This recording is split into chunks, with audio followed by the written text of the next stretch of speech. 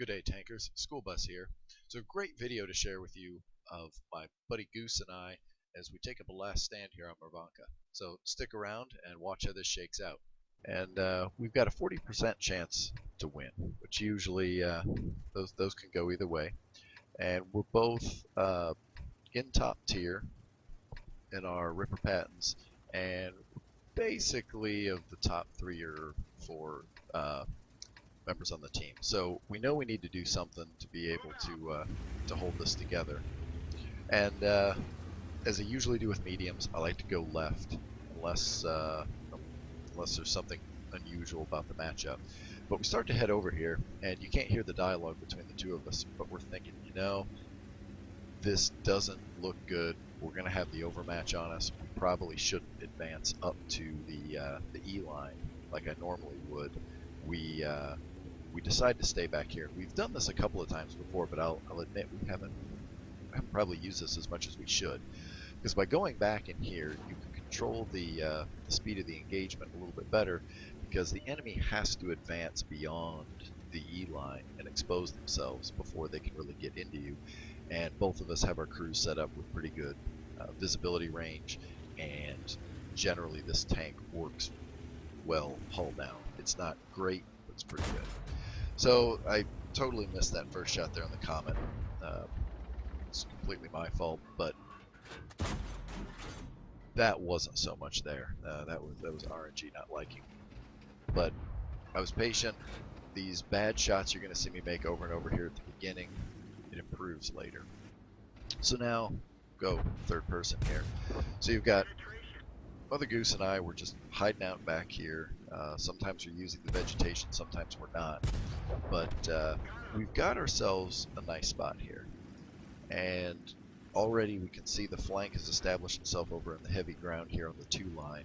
We're still not sure how much is going to come out here, but certainly we're feeling pretty comfortable back here, and it looks like the enemy team is going to advance nicely into us. So now I'll just kind of sit back here and see how this plays out.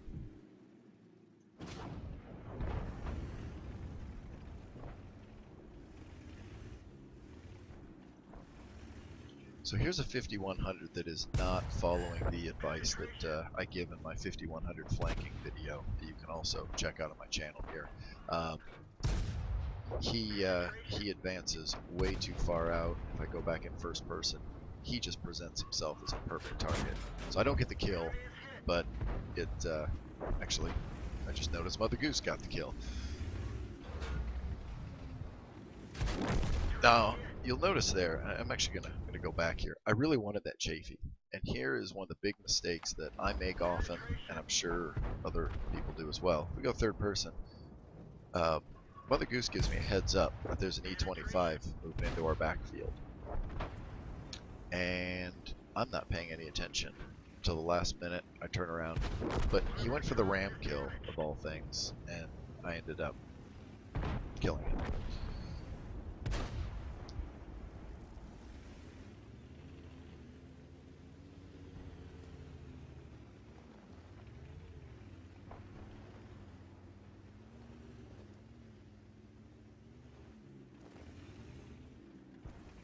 That was very weird. You'll notice something wrong in the replay here. Mother Goose actually wasn't a Ripper Patten anymore. He had turned into a T-34-85 for a little while there. I suppose it tells us something about what's going on in the coding behind. So the other flank's starting to fall apart. I'm not sure if the IS-3 is trying to tell us that we should go over there, but I don't highly recommend what he just did there. It doesn't really help. So now we dig in and see how many of these buggers we can take with us.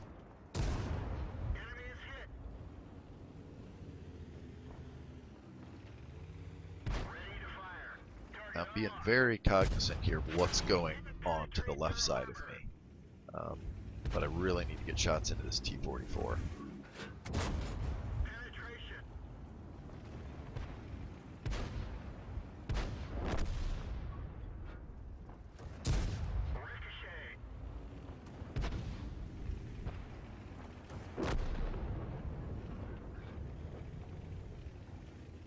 give up some hit points here that I wish I had.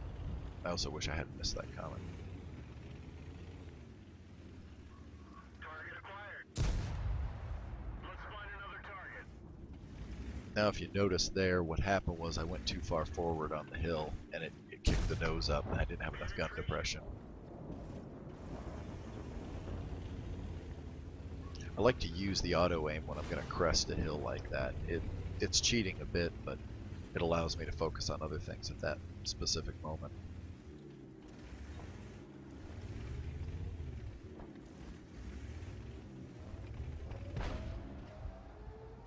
I can't believe I make this shot. That was RNG making up for earlier. But still, you see, we're just dug in back here, and we're just using our view range and hull down advantages.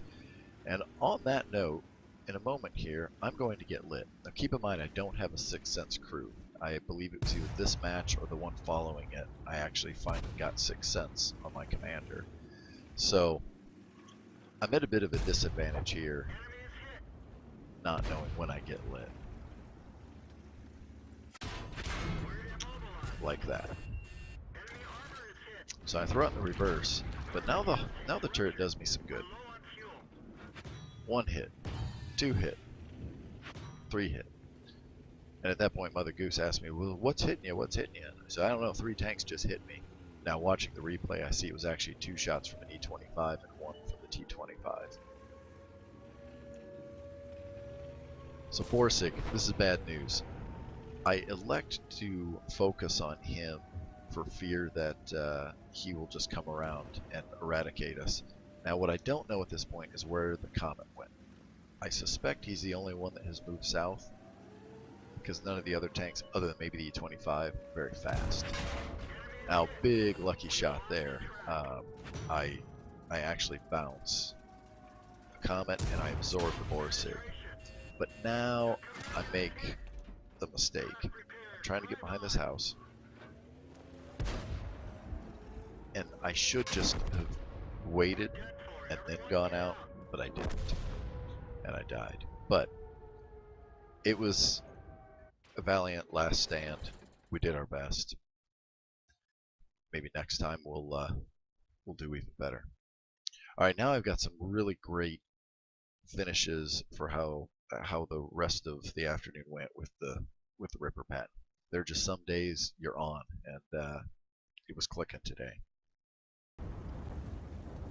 Now sometimes I can only dream of these big finish sorts of games, but I have a great opportunity right here. Last 2 tanks left in the game, got elevation, they can't shoot at me, so I don't recommend doing this normally, but I'm going to go over the edge, and I'm going to try and get both of them. So I get over the side, slide down, shoot him, 1 down, and now do I go for the shot? Nope, let's just ram him. And that's the game. Now I recognize this is not my M46, but this goes right into the theme we just saw in the previous video. This is the finish to one of my rounds with the T20, and I find this E25 over here. He's full health, but I am as well. I know I can out DPM him, so I push him back, and I've had this done to me so many times. I wanted to finally return the favor. I just push him back into the water, and then I get the shot. My only fear was he'd fall in the water and then I wouldn't be able to get the shot, and he would just drown. So, what a spectacular finish to a great day of tanks.